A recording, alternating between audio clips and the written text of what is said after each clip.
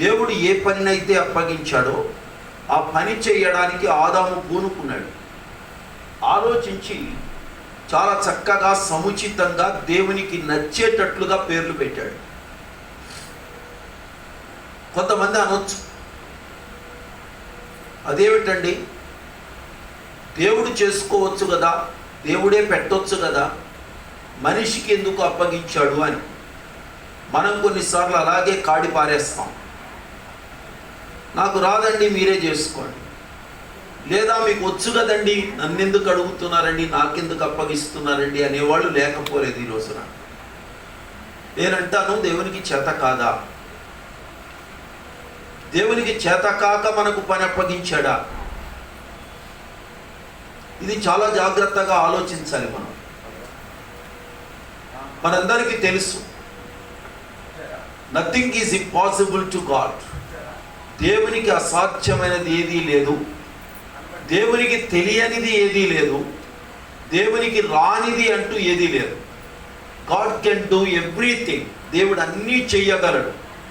కానీ ఒక విషయాన్ని నేను చెప్తున్నాను, పెళ్లి చేసుకునే దంపతులైన మీకు, అలాగే పెళ్లికి హాజరైన మీకు చెప్తున్నాను, దేవుడు అన్నిటినీ చెయ్యగలడు, కానీ అన్నీ చెయ్యడు. అది మీరు గుర్తుపెట్టుకోవాలి. అన్నీ చెయ్యగలడు, కానీ చెయ్యడు. అదేమిటి అని అడుగుతారేమో. అన్నీ ఆయనే చేస్తే మీరెందుకు అంటాను నేను. మీరంతా ఒకటి డమ్మీ క్యాండిడేట్స్గా మిగిలిపోతారు, చేతగాని దద్దమ్మలు అవుతారు. ఇంకొక మాటలో చెప్పాలంటే, దేవుడు చేసినటువంటి వ్యక్తి అసమర్థుడైన వ్యక్తి కాదు. దేవుడు వ్యక్తిని సమర్థుడుగా తయారు చేశాడు. అతని సమర్థతను రుజువు చేయడానికి దేవుడు అతనికి పని అప్పగించాడు. అది గుర్తు చేసుకోవాలి. ఒక కర్మాగారాన్ని ఒక యజమాని పెట్టుకున్నాడు అనుకోండి. యజమానికి పనులన్నీ చేయడం వచ్చు, కానీ యజమాని ఒక కార్మికుడిని పెట్టుకొని కార్మికునికి పని చెయ్యవయ్యా అంటాడు. యజమానిని పట్టుకొని యజమానితో, మీకు అన్నీ వచ్చు కదండి, నన్నెందుకు చేయమంటున్నారు, మీరే చేసుకోండి అంటే ఎట్లా ఉంటుంది? తప్పు కదా. యజమాని నీకు పని అప్పచెప్పడమే నీ మహాభాగ్యం. అందుచేత ఆ పనిని సంతోషంగా స్వీకరించి యజమానిని మెప్పించే విధంగా పని చేయగలిగితే అది నీలో ఉన్నటువంటి ఎబిలిటీని, నీలో ఉన్న సామర్థ్యతను చూపిస్తుంది. అంత మాత్రమే కాదు, నీ యొక్క అభ్యున్నతికి అది కారణమవుతుంది. దేవుని మహిమకు కూడా అది హేతువుగా మారుతుంది. ఆదాము తనకు అప్పగించబడిన పనిని అంతటినీ కూడా చాలా జాగ్రత్తగా చేశాడు. ఏదో తనకు తోచినట్లుగా చేయలేదు, కానీ దేవునికి నచ్చేటట్లుగా చేశాడు. ఈ విషయాన్ని మీరు అర్థం చేసుకోవాలి. పని అప్పగించాడు కదా అని మీకు ఇష్టం వచ్చినట్లుగా చేస్తానంటే కుదరదు. ఉద్యోగంలో మీరు ఉన్నప్పుడు మీకు ఇష్టం వచ్చినట్లు మీరు పని చేస్తానంటే కుదరదు. అబ్బాయి, మీ యజమానికి నచ్చేటట్లు చేయాలి, ఆయన్ని మెప్పించేటట్లు చేయాలి. అప్పుడే ప్రమోషన్స్ వస్తాయి, అప్పుడే ఇంక్రిమెంట్స్ వస్తాయి, అప్పుడే కాస్త రూపాయలు కూడా పెరుగుతాయి, అప్పుడే రూపం కూడా మారుతుంది కాస్తంత. నాకు దోచినట్లు చేస్తానండి, నా ఇష్టం వచ్చినట్టు చేస్తానంటే పప్పులు ఉడకమండి, కుదరదు. భక్తి చేస్తున్న మనం కూడా మనకిష్టం వచ్చినట్లుగా భక్తి చేయకూడదు. దేవునికి నచ్చేటట్లుగా, దేవునికి ఇష్టమైనట్లుగా చేయడం నేర్చుకోవాలి. అది మనం అందరం కూడా చేయగలిగితే, ఆ దేవుడు ఆనందించగలిగితే, మన యందు ఆనందించగలిగితే, మన జీవితాలు, మన కుటుంబం, మన సంసారాలు, మన వ్యవస్థ, మన సమాజం అంతా కూడా సురక్షితంగా, సుభిక్షంగా కొనసాగుతుంది. ఇది మనం అర్థం చేసుకోవాలి. బైబిల్లో ఆదాము వాటికి ఏ పేరు పెట్టెనో ఆ పేరు వాటికి కలిగెను అనుంది. దేవుడు పెట్టలా, ఆదాము పెట్టాడు. ఆదాము పెట్టిన వాటినే దేవుడు ఆమోదించాడు.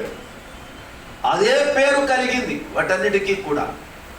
అంటే వాటిల్లో దేన్ని దేవుడు నిరాకరించలేదు, దేవుడు తృణీకరించలేదు, ఇది బాగోలేదు అని అనలేదు. వాటన్నిటినీ దేవుడు ఆమేన్ అన్నాడు, ఆమోదించాడు. అంతే. ఏ పనైనా సరే సర్వోన్నతుడైన దేవుడు ఆమోదించగలిగే విధంగా చేస్తే అది మీకు ఆశీర్వాదకరంగా మారుతుంది. అందుచేత పౌలు భక్తుడు తన పత్రికలలో సంఘాలకు రాస్తూ అంటాడు, ఆయనకు తగినట్లుగా అన్ని విషయములలో ఆయనను సంతోషపెట్టు వారమైనట్లుగా మీరు ప్రవర్తించాలి అంటాడు. కాబట్టి ఆ విధంగా జీవితాలు కొనసాగించుకోవడం నేర్చుకోవాలి. కార్యక్రమం అయిపోయింది. ఆదాము గారి పని పూర్తి చేశాడు. అన్నీ పూర్తి చేసిన తర్వాత ఆదాము ఒంటరిగా మిగిలాడు. ఇంకేమైనా పని చెప్తాడేమో చూద్దాం, చేద్దాం అనే ధోరణే ఉంది తప్ప అలిసిపోయిన ధోరణి కానీ లేకపోతే ముఖం మార్చుకున్న ధోరణి కానీ ఏమీ లేదు. కొంతమంది భక్తులు ఎందుకు వర్ణించారో నాకు తెలియదు, కానీ అన్ని పనులు అయిపోయిన తర్వాత అన్నిటికీ జంటలు ఉన్నాయి, నాకు జంట లేదు అని బొంగమూతి పెట్టాడు అని వర్ణిస్తారు. ఈ వర్ణనలు ఎక్కడి నుంచినో వాళ్ళ ఆలోచన విధానాల నుంచి వస్తాయి, కానీ బైబిల్ దాన్ని ఎప్పుడు చెప్పలేదు. ఆదాములో ఆ విధమైన భావమే లేదు అసలు. ఆదాము పని పూర్తి చేసిన తర్వాత దేవుడే తనంతట తానుగా ఒక నిర్ణయానికి వచ్చాడు. ఏమనంటే, నరుడు ఒంటరిగా ఉండుట మంచిది కాదు, వానికి సాటి అయిన సహాయమును వానికి చేయుదును అనుకోలేను అని రాయబడింది. కాబట్టి అది దేవుని నిర్ణయము, దేవుని ఆలోచన, అంతే తప్ప మనిషి ఆలోచన కాదు.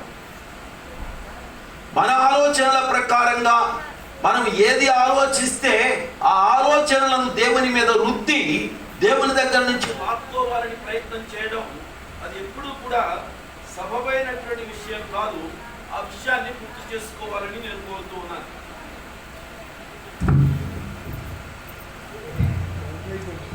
దేవుని యొక్క ఆలోచనలకు మనము తావివ్వడం మంచిది.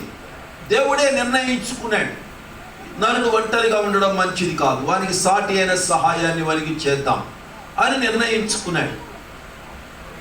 అక్కడ నేను ఆ విశ్లేషణ ఇలా చెప్తాను. ఆదాము సమస్తమును జరిగించిన తరువాత, పని పూర్తయిపోయిన తరువాత దేవుడు ఈ విధంగా అనుకున్నాడు అంటాను నేను.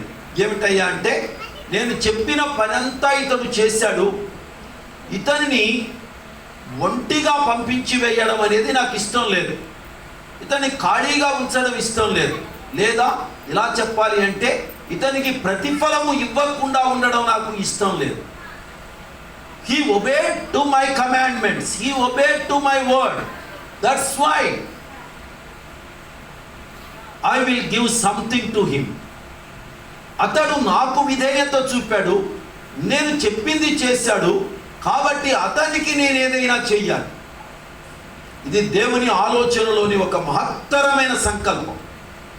విధేయత ఎప్పుడూ మనకు ఉత్తమ ఫలితాలను ఇస్తుంది.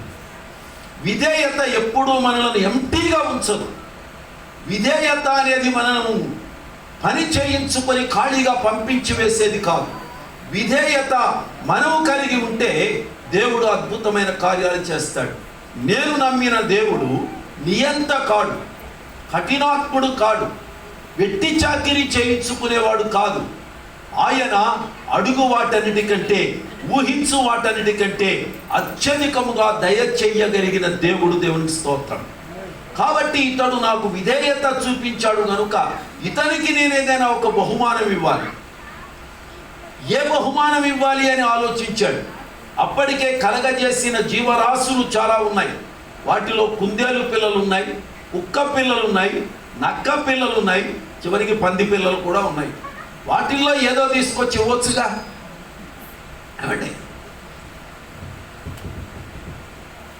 కానీ వాటిని ఇవ్వడానికి దేవునికి నచ్చలా. అసలు దేవుడికే నచ్చలేదు అవి ఇవ్వడం. ఎందుకయ్యా అంటే అవన్నీ దేవుడు చేసినవే, కానీ అవి ఆదాముకు ఇవ్వడానికి దేవుడు ఇష్టపడలేదు. ఆదాము వాటిని బహుమానంగా ఇవ్వాలి అని దేవుడు అనుకోలేదు ఆదాముకు. ఇంతవరకు ఆదాము వాటన్నిటికి పేర్లు పెట్టాడు. ఆదాముకు ఇప్పటి వరకు తెలియనిది ఏదో ఒక కొత్త దాన్ని, ఒక మంచి బహుమతిని, శ్రేష్టమైన దానిని ఇవ్వాలి. అది కాకుండా ఆదాముకు సహకరించగలిగిన సరిపోయేది ఇవ్వాలి అనుకున్నాడు దేవుడు.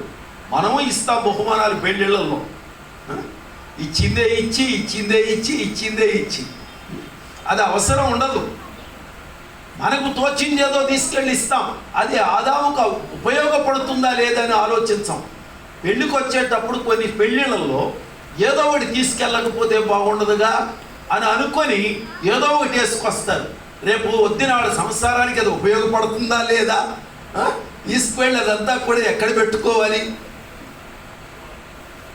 అవి ఒక మోపిడంత సరుకైపోయి కూర్చుంది అనుకోండి, దాన్ని ఏం చేయాలో తెలియదు. తండ్రి ఇంటి నిండా చెత్తా చెదారం బాగా పేరుకుపోతుంది మనం ఇచ్చే బహుమానాలతో. ఉపయోగపడేది ఏదైనా ఉంటే బాగుంటుంది. మనము ఉపయోగపడని మనకు తోచిన వాటిని మన పేర్లు వేసుకుని ఇస్తాం, కానీ దేవుడైతే ఉపయోగపడేదాన్ని ఇవ్వాలి అనుకున్నాడు. దాన్ని కూడా ఇవ్వడానికి ఆదామును కాసేపు పడుకోవయ్యా అని ఉంటాడు. ఈయన గారికి నిద్ర రాలే. నేను అంటున్నాను, నిద్రపోమంటే నిద్రపోవడానికి ఆయన గారికి నిద్ర రాలేదు. సోమరుడికి తొందరగా నిద్ర వస్తుంది, పనిచేసేవాడికి నిద్ర ఎందుకు వస్తుందని నాకు అర్థం కాదు. ఏం బాబు, వర్కాలిక్ స్పిరిట్ ఉండాలి కానీ నిద్ర ఎందుకు వస్తుంది? పని పూర్తి చేయాలి అనే మనస్సు ఉన్న వాడికి నిద్ర మీద ఏ విధమైన భ్రమ ఉండదు. అందుచేత ఆదాము గారికిలో మనస్సులో ఉన్న అభిప్రాయం ఏమిటంటే, దేవుడు ఇంకొక పని ఏదైనా చెప్తే చేద్దామనే ఆనందం ఉంది. అందువలన నిద్ర రాలేదు. పని పూర్తి చేసిన ఆనందం ఒకటి ఉంది, ఆ పనిని శభాషని దేవుడు మెచ్చుకున్నాడు, ఆ ఆనందం ఒకటి ఉంది. అంతేకాదు ఇంకా చెయ్యాలనే తపన ఉంది, అందుకని నిద్ర రాలేదు. అతడు నిద్రపోవడం లేదు కనుక దేవుడు అతని నిద్ర పుచ్చాడు అని ఉంది బైబిల్లో. మీ అబ్బాయిని మీ అమ్మాయిని నిద్రపుచ్చడం మీకు వచ్చుగా? అండ్ వచ్చారా రాదా?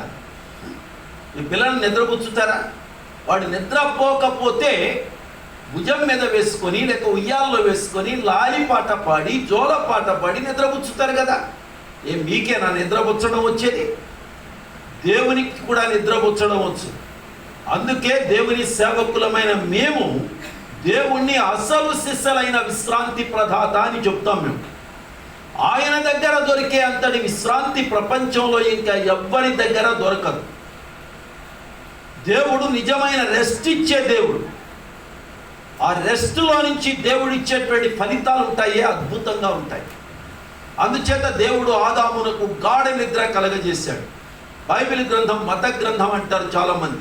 ఇది క్రైస్తవుల మత పుస్తకం అంట. ఎవడు చెప్పాడు ఇది క్రైస్తవుల మత పుస్తకం అని? ప్రపంచానికి ఇది దిశానిర్దేశాన్ని చూపించగలిగిన అద్భుత గ్రంథం ఇది. దేవుని స్తోత్రం. It is not a religious book, it is a guide book to the humanity, to the whole world. మానవ జాతికంతటికి కూడా మార్గదర్శక గ్రంథం ఇది. ఈ గ్రంథంలో మత సంబంధమైన పిచ్చి వేషాలు, పిచ్చి లక్షణాలు లేవు. కానీ మానవ జీవితానికి కావలసిన అద్భుతమైనటువంటి సూత్రాలు ఉన్నాయి. దేవుడు విశ్రాంతి ప్రదాత మాత్రమే కాదు, ఆయన అద్భుతమైన, ఇలా అంటాను నేను, గాఢ నిద్ర కలగజేసాను అనే దగ్గర మూల భాషలో ఇలా ఉంటుంది, God is the first anaesthetist in this world. దేవుడు మొట్టమొదటి మత్తు డాక్టర్, విశ్రాంతి ప్రదాత. మనిషికి కావలసినటువంటి సంపూర్ణమైన నెమ్మది ఇవ్వగలిగిన వాడు ఆయన. మెడికల్ టర్మినాలజీ ఉంది బైబిల్లో. కాబట్టి అంత మాత్రమే కాదు, God is not only the first anaesthetist, he is also the first and best surgeon in this world. ఆయన మొట్టమొదటి మత్తు డాక్టర్ గారు మాత్రమే కాదు, ప్రపంచంలోని అద్భుతమైన శస్త్రచికిత్సా నిపుణుడు, పరమ వైద్యుడు ఆయన. ఆయన మనిషి శరీరంలో నుండి ఆయన గాఢ నిద్ర కలగజేసి ప్రక్కటెముకను ఒక దాన్ని తీసి ఆ చోటును అద్భుతంగా దాన్ని సవరించి పూరించి అక్కడ నుండి తీసిన ఎముకను ఒక అందమైన వనితగా, స్త్రీగా తయారు చేసి ఆమెను వెంట పెట్టుకొని ఆదాము దగ్గరకు తీసుకొచ్చాడు. దేవుని వాక్యంలో ఉంది, ఆమెను ఆదాము నుద్దకు తీసుకొని వచ్చాను అని. అంతేగాని ఆదాము పరిగెత్తుకొని ఆమె దగ్గరకు వెళ్ళాను అని లేదు. మ్యారేజ్లో ఉన్నటువంటి విశిష్టతను అర్థం చేసుకోవాలి. ఈ మధ్య ఎక్కడైనా అందంగా ఎర్రగా బుర్రగా కనబడితే వాళ్ళు వెంటపడే రకాలు చాలామంది తయారయ్యారు. ఈ విధానం మంచిది కాదు. బైబిల్ దాన్ని ఒప్పుకోదు. నీకెవరు కావాలో, నీకేమి కావాలో ముందు నువ్వు విధేయత నేర్చుకో. దేవుని దగ్గర దేవుడు చెప్పింది చెయ్యడం నేర్చుకో. దేవుణ్ణి గుర్తించడం నేర్చుకో, దేవుని మాట వినడం నేర్చుకో. అప్పుడు నీకేది కావాలో అది దేవుడు ఖచ్చితంగా నీకు ఇచ్చి తీరుతాడు. నీకు కావలసింది నువ్వు కోరుకోవడం కాదు, నీకు కావలసింది దేవుని చేతిలో నుండి తీసుకోవడం నేర్చుకోవాలి. భక్తి అంటే అది. అంతేగాని నీకు కావలసిన దానికోసం దేవుని దగ్గర ఒక అర్జీ పెట్టేసి ఇస్తావా చస్తావా అని కూర్చోవడం భక్తి కాదండి, భక్తి కాదండి. అది సరి అయినటువంటి విధానం కాదు. దేవుడు అద్భుతంగా లోపల నుండి ఆమెను తీసి అందంగా తయారు చేసి ఆదాము దగ్గరకు తీసుకొచ్చి, నేను అనుకుంటాను ఆదాము ఇంకా పడుకుని ఉన్నాడు కదా, వచ్చి ఆదాము దగ్గర తట్టి అబ్బాయి లెగో పడుకున్నది చాలే అన్నాడు. లేచాడు. ఎదురుగుండా అమ్మాయి కనపడుతుంది. పేర్లు పెట్టి ఉన్నాడు కదా ఇంతకుముందు, అదే అలవాటు చొప్పున పేరు పెడదాం అనుకున్నాడు. పేరు పెట్టడానికి మళ్ళా కాసేపు అయిన తర్వాత పని చేద్దు కానిలే, చేద్దు కానీ పని చెప్తాను, పని పూర్తి అవ్వలేదు నీకు, పని పూర్తి చేస్తానులే పడుకో అన్నాడు. పడుకోబెట్టాడు. ఇప్పుడు మళ్ళా తిరిగి పని చేయడానికి లేపాడు. ఎదురుకున్న అమ్మాయి కనపడింది, అమ్మాయికి పేరు పెట్టాలి. ఆలోచించాడు. ఆలోచించగానే అర్థమయ్యింది. వెంటనే మొట్టమొదటి పాట బైబిల్లో ఆదాము పాడిన పాట ఏమిటో తెలుసా? ఇది నా ఎముకలలోని ఒక ఎముక, నా మాంసములోని మాంసం అంటూ గానాలాపన మొదలుపెట్టాడు. అమ్మాయిని చూడగానే అబ్బాయి పాడిన మొదటి పాట అండి. అబ్బాయి ప్రశాంత్ రాజు పక్కన హవీలా ఉంది, అని పాడబడతావా? తప్పేం లేదు నన్ను.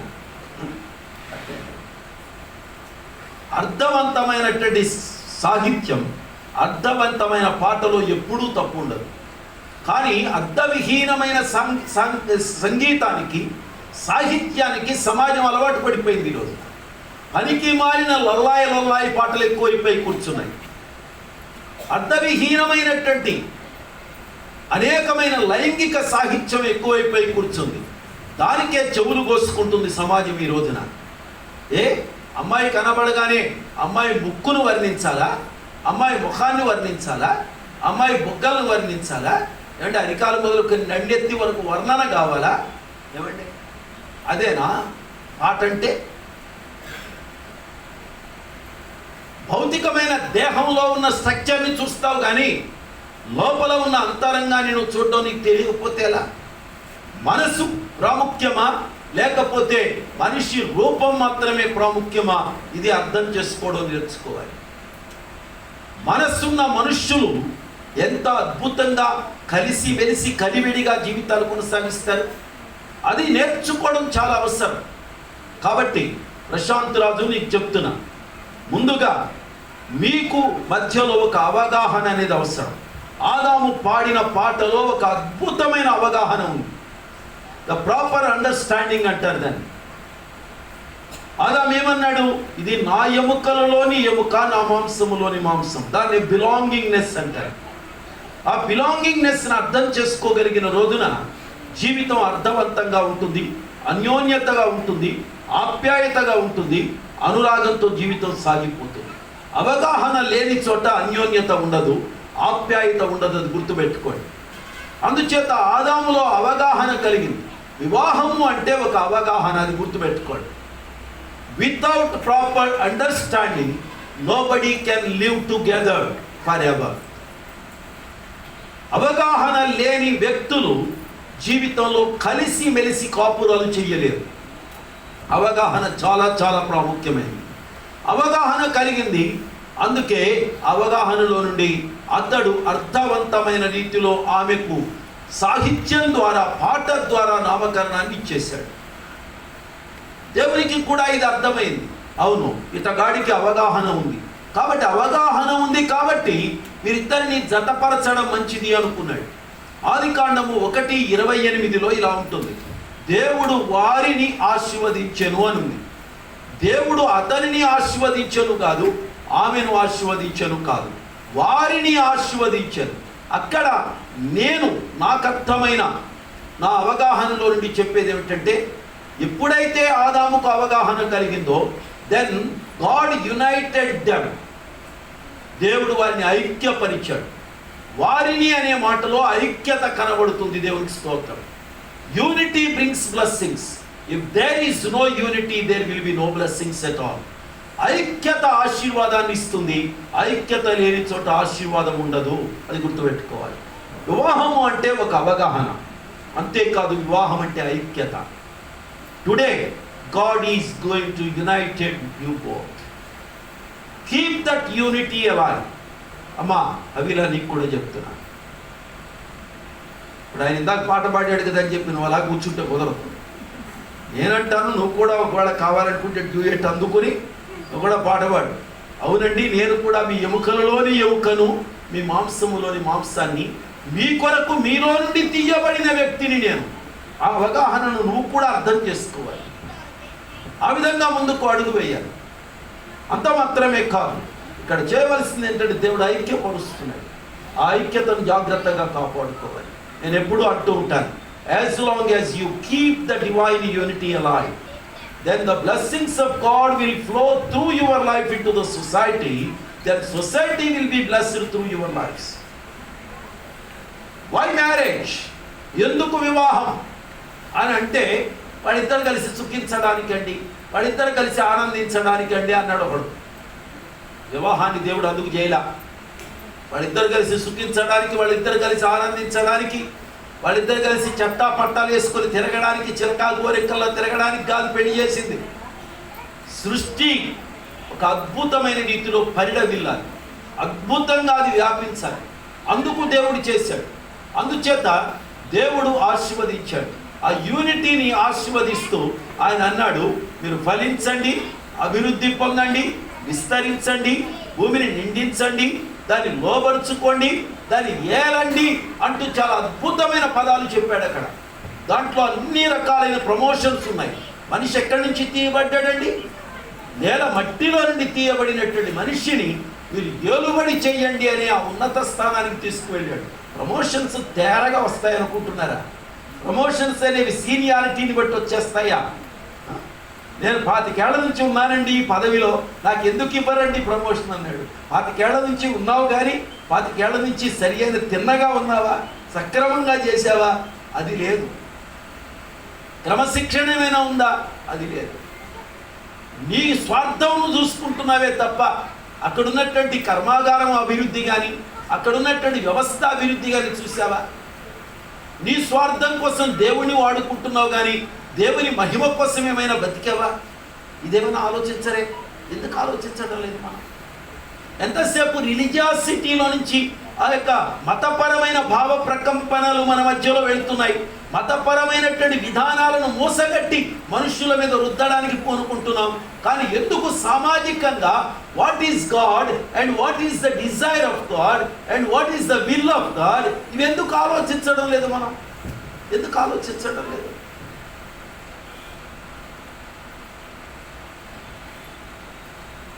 అవి ఆలోచించగలిగిన రోజున కుటుంబాలు ఎంత బాగుంటాయి, ఎంత సక్రమంగా ఉంటాయి.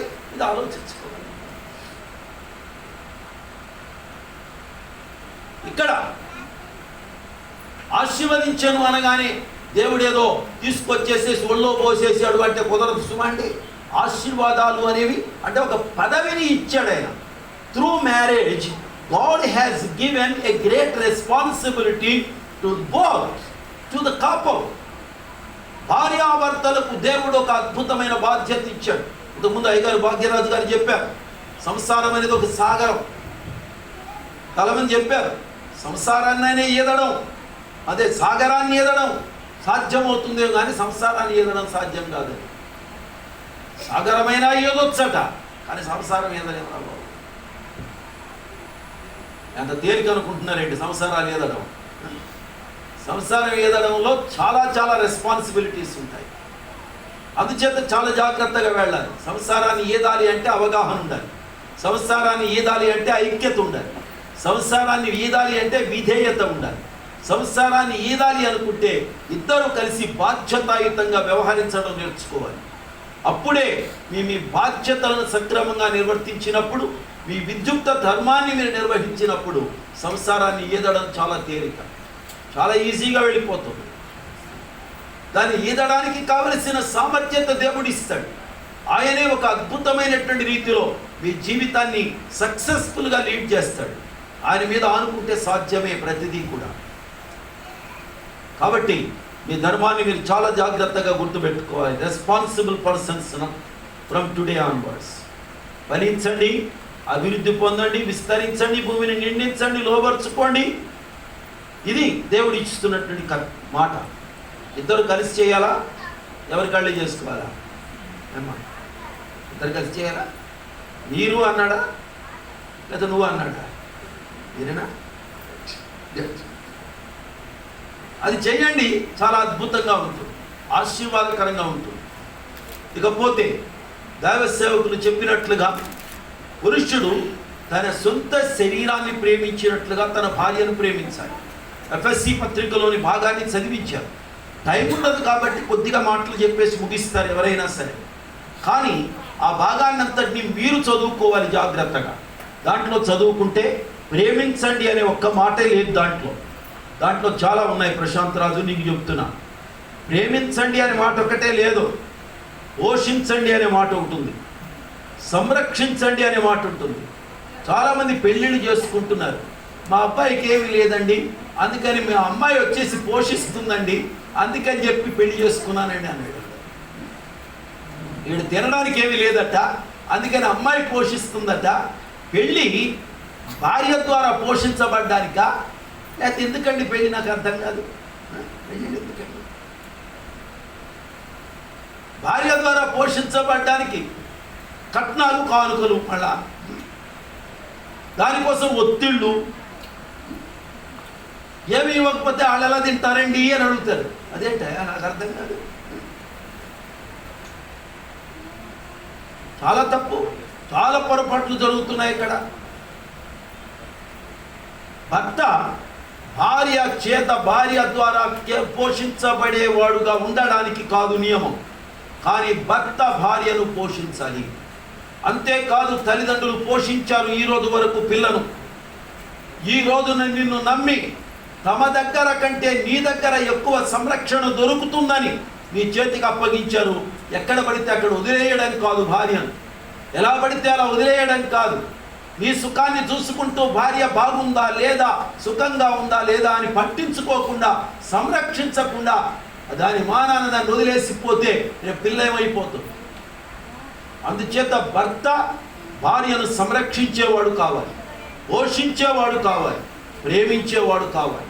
అంత మాత్రమే కాదు, పేతురు పత్రికలో ఒక అద్భుతమైన మాట వ్రాయబడింది. జీవమను కృపావరములో మీ భార్యలు మీతో పాలివారు కాబట్టి మీరు ఆమెను సంరక్షించి, సన్మానించి, జ్ఞానము చొప్పున ఆమెతో కాపురం చేయమన్నాడు. ఆమెను ఏం చేయాలట? సన్మానించి అన్నాడు. అంటే సంరక్షించాలి, ప్రేమించాలి, పోషించాలి, సంరక్షించాలి. ఇప్పుడు ఆమెను సన్మానించాలి. ప్రశాంతంగా వింటున్నావా? ప్రశాంతంగా వింటున్నావా? పేరుకు తగినట్టుగా బాగా అలిసిపోయినట్టు ఉన్నావు.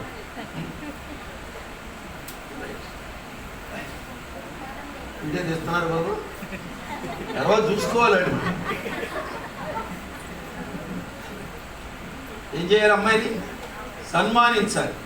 సన్మానించడం అంటే చాలామందికి ఈ రోజున సన్మానానికి అర్థాలే మారిపోయింది. షాల్వా కప్పడం అన్నాడు, పూలదండ ఇవ్వడం, దండలు వేయడం అన్నాడు ఇంకోటి. అందుకని చెప్పి కనబడిన ప్రతి చోట చివరికి పాస్టర్లకు కూడా సన్మానాలు ఎక్కువైపోయినాయి ఈ మధ్య. దేవునికి సన్మానాలు లేవు.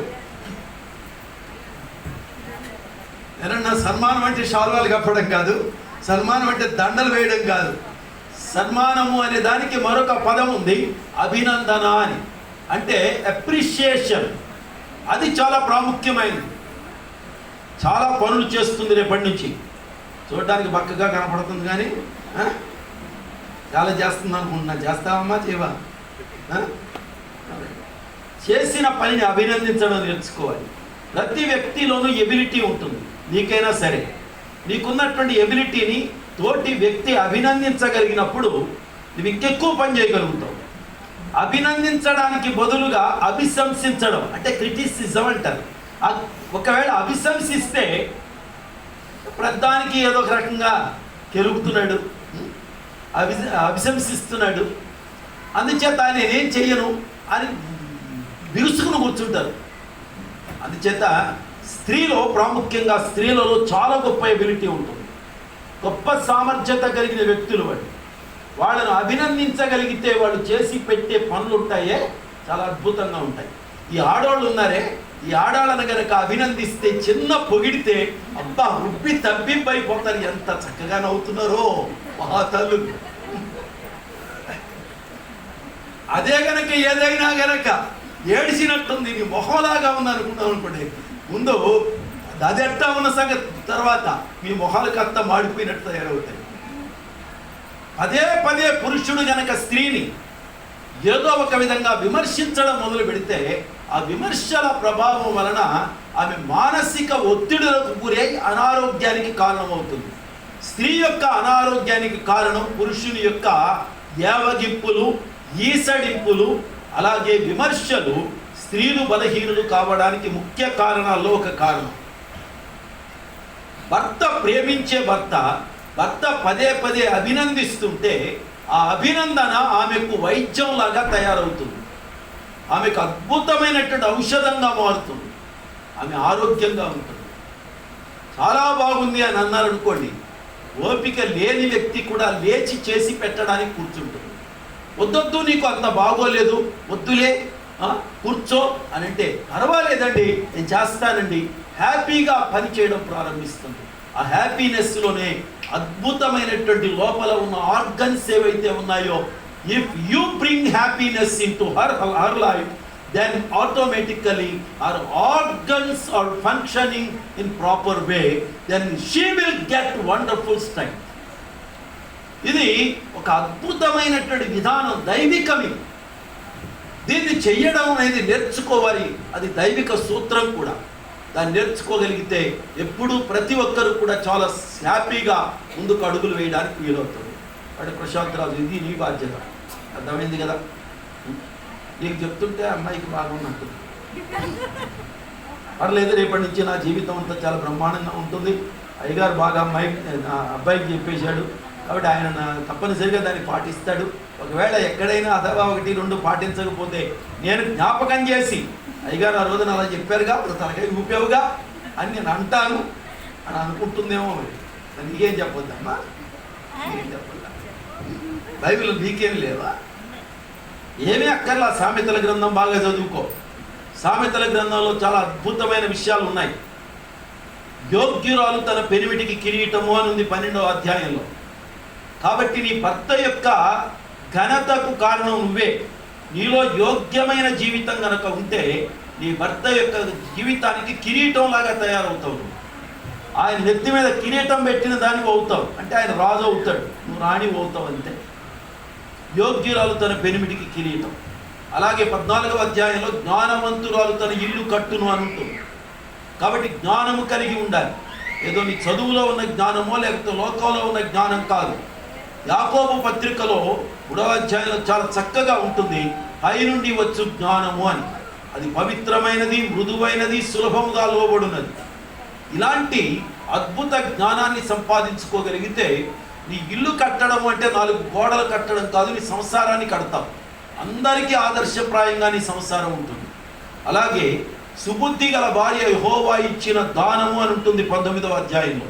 18వ అధ్యాయంలో భార్య దొరికిన వారికి మేలు దొరికెను అని ఉంటుంది. కాబట్టి నువ్వు నీ భర్తకు మేలుగా ఉండాలి. అలాగే నీవు దేవుడిచ్చినటువంటి దానముగా ఉండాలి అంటే నువ్వు సుబుద్ధి కలిగిన దానమై ఉండాలి. కాబట్టి ఇక్కడ ఈ మాటలు బాగా గుర్తుపెట్టుకో. యోగ్యురాలుగా ఉండాలి, జ్ఞానవంతురాలుగా ఉండాలి, మేలు చేసే దానవుగా ఉండాలి, సుబుద్ధి కలిగినటువంటి దానవుగా ఉండాలి. అంతేకాదు 31వ అధ్యాయంలో గుణవతి అయిన భార్య దొరుకుట అరుదు, అట్టిది ముత్యము కంటే అమూల్యమైనది అన్నాడు. కానీ నువ్వు గుణవతిగా ఉండాలి. ఈ లక్షణాలను ఎక్కడి నుంచి వస్తాయి అనుకుంటున్నారు మీరు? ఇవన్నీ దేవునితో సహవాసం చేస్తే వస్తాయి. దైవ సేవకులు చెప్పినట్లుగా దేవుని వాక్యాన్ని అనుదినము అధ్యయనం చేస్తే వస్తాయి. దేవుని పాదాల దగ్గర ప్రణమిల్లి ప్రార్థిస్తే వస్తాయి. If you have real fellowship with Almighty God, then automatically the character of God will enter into your life. Then you will be like God, God's image. నువ్వు దేవుని యొక్క పోలికలోనికి మార్చబడతావు. దైవ వాక్యము దేవుని పోలికలోనికి మనల్ని తీసుకువెళ్తుంది. దైవ సహవాసము దేవుని పోలికలోనికి తీసుకువెళ్తుంది. మనకు ఒక ముతక సామెత ఉంటుంది సమాజంలో, 6 నెలలు సహవాసం చేస్తే వాడు వీళ్ళు అవుతారు, వీళ్ళు వాళ్ళు అవుతారు అని. దేవునితో 6 నెలలు సహవాసం చేసి చూడు ఎలా ఉంటావు. ఆ దైవ లక్షణాలు అబ్బవా, దైవికమైనటువంటి బుద్ధులు అబ్బవా, దైవికమైనటువంటి పద్ధతులు అబ్బవా, ఖచ్చితంగా అబ్బి తీరుతాయి. కాబట్టి ఆ మంచి లక్షణాలతో మీ జీవితాలను ముందుకు నడిపించుకోవాలని కోరుతున్నాను. దైవ సేవకులు చాలా చక్కగా చెప్పారు, దేవుని మహిమ పరచాలి మీ జీవితాల ద్వారా. మహిమ ఎప్పుడు వస్తుంది? మహిమ ఎప్పుడు వస్తుంది? యేసుక్రీస్తు ప్రభువారు మత్తయి సువార్త 5వ అధ్యాయం 16వ వచనంలో అన్నాడు, మనుష్యులు మీ సత్క్రియలు చూచి పరలోకమందున్న దేవుని మహిమపరచునట్లు వారి ఎదుట మీ వెలుగును ప్రకాశింపనివ్వండి అన్నాడు. మనుష్యులు మీ సత్క్రియలను చూచి పరలోకంలో ఉన్న దేవుని మహిమపరిచేటట్లు వారి ఎదుట మీ వెలుగు ప్రకాశింపచేయండి. కాబట్టి మీరిద్దరూ కూడా సత్క్రియ సంపన్నులై మెలగాలి. చాలామంది అలంకారాలు పెట్టుకుంటారు, వచ్చేడైన అలంకారాలు, కానీ సత్క్రియలు ఉండవు. తిమోతి పత్రికలో పౌలు చాలా చక్కగా రాస్తాడు, సత్క్రియల చేత మిమ్మల్ని మీరు అలంకరించుకోండి అని. కాబట్టి ఆ సత్క్రియల మీకు భూషణాలు కావాలి. ఒంటి మీద ఉన్నటువంటి ఆభరణాలే కాదు మీకు భూషణాలు, కానీ సత్క్రియలు మీకు భూషణాలు అయితే ఆ సత్క్రియల ద్వారా మిమ్మల్ని మీరు అలంకరించుకోగలిగితే దేవునికి మహిమ, దేవునికి ఘనత ఖచ్చితంగా వచ్చి తీరుతాయి. దేవునికి స్తోత్రం. దేవుని ఘనపరిచే బిడ్డలు కావాలని కోరుతున్నాను. చివరిగా ముగింపులో ఒక మాట చెప్తాను. ఏ ఆడపిల్లకు కన్నవారి ఇల్లు శాశ్వతం కాదు. ఏ ఆడపిల్లకు కన్నవారి ఇల్లు శాశ్వతం కాదు. ఇక్కడ ఆడవాళ్ళు చాలామంది ఉన్నారు, మీ కన్నవారి ఇళ్లలోనే లేరు. మీరు కట్టుకున్నాడు, ఇంటికి వచ్చారు. ఇప్పుడు మా ఇల్లు అంటారు ఇక్కడ దీన్ని పట్టుకొని. ఒకవేళ మీ కన్నారింటికి వెళ్ళారనుకోండి, వెళితే ఒక రోజు అవ్వగానే మా ఇల్లు ఏమైపోయిందో, మా ఆయన ఏమైపోయాడో, మా పిల్లలు ఎలా ఉన్నారో, మా ఇంటికి వెళ్ళిపోతా. కన్నది మేము, పెంచింది మేము, మా ఇల్లు అంటావేంటంటే అంతే. అది నువ్వు ఇక్కడ కన్నావు, పెంచావు, కానీ ఇది నా ఇల్లు కాదు, ఇది నా ఇల్లు. అది ఆ బిలాంగింగ్నెస్ అద్భుతంగా ఉంటుంది మ్యారేజ్లో. దేవుని పిల్లలారా, ఏ ఆడపిల్లకు కన్నవారి ఇల్లు శాశ్వతం కాదు. అమర్తులు కోటేశ్వరరావు గారి యొక్క తనయగా ఇక్కడున్నటువంటి అర్చన లేక హవీల కోటేశ్వరరావు గారి ఇల్లు ఆమెది కాదు, శాశ్వతం కాదు. ఆ ఇంటిలో నుండి ఈ ఇంటిలోనికి వస్తుంది. తర్వాత బ్రతకబోయే జీవితం అక్కడ 25 ఏళ్ళు బ్రతికితే రాబోతున్న కాలమంతా నిండు 100 ఏళ్ళు అయినా ఇక్కడ బ్రతకాల్సిందే. ఈ కుటుంబం చాలా అద్భుతం. వివాహము అనేది పరలోకపు ప్రతిబింబం. భూమి మీద జీవిస్తున్న మనం, ఈ భూలోకం మనకు శాశ్వతం కాదు. ఏ విధంగా ఆడపిల్లకు కన్నవారి ఇల్లు శాశ్వతం కాదో, అలాగే ప్రపంచంలో ఉన్న ఏ మనిషికి భూలోకం శాశ్వతం కాదు. మనమందరం వేరొక లోకానికి వెళ్ళాలి. దాన్ని శాశ్వత దేశం అంటారు, దాన్ని నిత్య రాజ్యము అంటారు. అదే ఎటర్నిటీ అని కూడా చెప్తారు ఇంగ్లీష్లో. అక్కడికి వెళ్ళాలి. అక్కడికి వెళ్ళే క్రమంలో మనమందరం కూడా యేసు చేతులకు అప్పగించబడాలి. దేవుని స్తోత్రం. ఇప్పుడు వరుని చేతులకు ఎలాగైతే వధువును అప్పగించబోతున్నామో, అదే రీతిగా యేసు చేతులకు అప్పగించబడితే అక్కడ నిత్యత్వంలో మనం జీవితకాలం ఉంటాం. దేవుని స్తోత్రం. ఇంకొక విషయం ఉంటుంది, నేను చెప్తాను, జాగ్రత్తగా గమనించండి. పెళ్ళిళ్ళలో సహజంగా జరిగే కార్యక్రమం ఏంటంటే, మగపిల్లవాళ్ళు ఆడపిల్లకు పెళ్ళి బట్టలు తీసుకుని వెళ్ళిస్తారు. వివాహానికి ముందే ఆ వస్త్రాలను తీసుకుని వెళ్ళి ఆడపిల్లకు ఇస్తే ఆడపిల్ల పెళ్లి కొడుకిచ్చినటువంటి వస్త్రాలు ధరించుకొని రావాలి. అది సిస్టమ్, అది పద్ధతి. నాకు నచ్చింది నేను వేసుకొస్తాను అంటే కుదరదండో, అది తప్పు. ఒకవేళ అలాంటి భావాలు ఎవరికైనా ఉంటే వాటిని విడిచిపెట్టేయండి, వాళ్ళని తీసుకురానివ్వండి శుభ్రంగా. అది తక్కువ ఖరీదా ఎక్కువ ఖరీదా డజంట్ మ్యాటర్, దాన్ని ఎప్పుడు పట్టించుకోకండి. కానీ అతని చేతుల మీదుగా ఇవ్వబడితే అది చాలా మంచిది. ఎందుకయ్యా అంటే వివాహంలో ఆ పద్ధతిని దేవుడు కూడా ఏర్పాటు చేశాడు. దేవుని స్తోత్రం. ఆయన ఇచ్చిన వస్త్రాలు కట్టుకుంటే తప్ప ఆయన వధువుగా నీవు ఆయన ప్రక్కన కూర్చోలేవు. ఈ వస్త్రాలు ఎక్కడ కొన్నారు అంటారు మనం ఒంటి మీద బట్ట చూడగానే. చాలామంది పల్లెటూళ్ళల్లో పెళ్లి బట్టలు తీసుకొచ్చి ఇవ్వగానే, ప్రధాన సమయాల్లో కానీ మరొక సమయంలో కానీ బట్టలు తీసుకొచ్చి ఇవ్వగానే ఇంటి చుట్టూ ఉన్నటువంటి అమ్మలక్కలందరూ వచ్చి ముందు ఆ బట్టలు చూస్తారు. బట్టలు తీసుకొచ్చారండి అనగానే వచ్చేసేసి చాలా బాగుంది వదిన, చాలా బాగుంది అక్కాయ్ అంట మొదలు పెడతారు. ఇప్పుడు రాగాలు తీయడం మొదలు పెడతారు. చాలా బాగున్నాయి, ఆల్ రైట్. నేనంటాను, ఈ వస్త్రాలు చూపించుకుంటున్నాను కానీ యేసు ప్రభు ఒక వస్త్రాన్ని మనందరి కొరకు ఇచ్చాడు. ఇవి ఎక్కడ తీసుకున్నావు, ఎక్కడ కొనుక్కున్నావు అనగానే వన్న షాప్ పేరు చెప్తాం, కళాంజలి లేకపోతే కళానికేతన్ లేకపోతే ఇంకేదో. లేకపోతే ఎక్కడ తయారైంది అంటే ధర్మవరం, కంచి, బెనారస్ అంటాం. ఆడవాళ్ళకి తెలుసు, మీకు బట్టలు అన్నింటిలో కూర్చునేవాడు మీరేగా. వాటన్నిటి తీరుతేనలు మీకు బాగా తెలుసు. కానీ నేనంటాను, యేసుక్రీస్తు ప్రభు ఒక వస్త్రాన్ని మానవ జాతి కొరకు తయారు చేశాడు. ఎక్కడ చేశాడో తెలుసా? 2000 సంవత్సరాల నాడు కలువరి సిలువ అనే మగ్గం మీద ఆయన అద్భుతమైన వస్త్రాన్ని ఒకదాన్ని తయారు చేశాడు. ఆ వస్త్రం పేరేంటో తెలుసా మీకు? నీతి రక్షణ. నీతి రక్షణ అనే పేర్లతో ఆయన ఒక అద్భుతమైన వస్త్రాన్ని సిలువలో చేశాడు. సిలువ ద్వారా ఆయన రూపొందింపజేశాడు. అందుకే యెషయా తన గ్రంథంలో 61:10 అంటాడు, ఆయన నాకు రక్షణ వస్త్రములను ధరింపచేసి ఉన్నాడు, నీతి అను పైబట్టను నాకు ధరింపజేసి ఉన్నాడు అన్నాడు.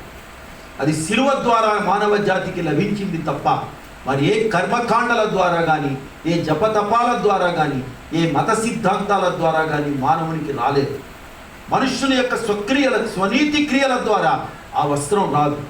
కానీ యేసుక్రీస్తు ప్రేమ, యేసు త్యాగం, యేసు యొక్క అమూల్యమైనటువంటి విలువైనటువంటి రక్తం మన కొరకు చిందించడం ద్వారా ఏర్పరచబడిన రక్తం, రూపొందింప చేయబడిన రక్తం, అది నీతి వస్త్రం. ఆ వస్త్రాన్ని మానవుడు కట్టుకోగలిగితే సదాకాలం మనిషి దేవుని యొక్క రూపములో దేవుని ప్రతిబింబంగా మారుతాడు. దేవుని స్తోత్రం. ఒంటి మీద ఉన్నటువంటి ఈ షూటు, బూటు లేదా గౌను ఇవన్నీ ఎంతసేపు ఉంటాయి? మా ఉంటే మేము పెళ్లి చేసేసిన తర్వాత 2 గంటలు, ఆ తర్వాత బట్టలు మార్చుకొని కూర్చుంటారు మీరు కావాలంటే. ఆ తర్వాత రేపు పొద్దున వర్క్కి వెళ్ళాలంటే వర్క్కి వేరే వస్త్రాలు వేసుకెళ్తారు. కానీ దేవుడిచ్చిన వస్త్రం ఎక్కడుందో తెలుసా? మీ హృదయంలో, మీ మనస్సులో. ఆ వస్త్రాన్ని ఎప్పుడూ సమాజానికి చూపించాలి. మీ నీతిని సమాజానికి ఎల్లప్పుడూ కనపరచాలి. ఈ నీతికి కారణం ఎవరు అంటే మా శిలువనాథుడైన యేసు అని ఎలుగెత్తి చెప్పగలగాలి. ధైర్యంగా మీరు మాట్లాడగలగాలి. ఆయన మహిమపరచాలి. అప్పుడే జీవితాలు సార్థకమవుతాయి. అప్పుడే మీ కుటుంబం వన్నెకెక్కుతుంది, మీ కుటుంబం దీవించబడుతుంది. అంతేకాదు, మీ జీవితాల ద్వారా అనేక మంది నీతిమంతులుగా మార్చబడి నిత్య జీవానికి వారసులు అవుతారు. ఒంటి మీద వేసుకున్నటువంటి ఒక చిన్న గుడ్డ ముక్క, అలాగే చేతిలో ఉన్నటువంటి ఒక చిన్న ఫోను, లేక జేబులో పెట్టుకున్న ఒక పెన్ను, చేతితో పట్టుకున్న ఒక చిన్న వస్తువు ఎక్కడ కొనుక్కున్నారండి అంటే మనందరికీ పరిచయాలు చేస్తాం. అవసరమైతే తీసుకువెళ్ళి వాళ్ళు కూడా కొనుక్కోవడానికి అవకాశాలు కల్పిస్తాం. కానీ ఇంత మంచితనం ఎక్కడి నుంచి వచ్చిందండి మీకంటే సిలువ ద్వారా వచ్చిందని సిలువ దగ్గరికి ఎందుకు తీసుకువెళ్ళరు? సిలువనాథుడైన యేసుక్రీస్తు ఇచ్చే ఆ బహుమతులు ప్రజలు కూడా పొందడానికి ఎందుకు వారిని మీరు ప్రేరేపించరు? వారు కూడా వాటిని కలిగి ఉండాలి అని మీ హృదయాల్లో ఎందుకు తపన ఉండదు? ఆ తపనే బ్రతుకులను మారుస్తుంది. దేవునికి స్తోత్రం. ఆ విధంగా మీరందరూ కూడా ఈ పెళ్లికి విచ్చేసిన మీరందరూ ఆ విధంగా వెలగాలి అని నేను కోరుకుంటున్నాను. రక్షణ వస్త్రాలను ధరించుకోవాలిగా వెలుగొందాలి. ఇద్దరు లేచి నిలబడండి. Bible secretary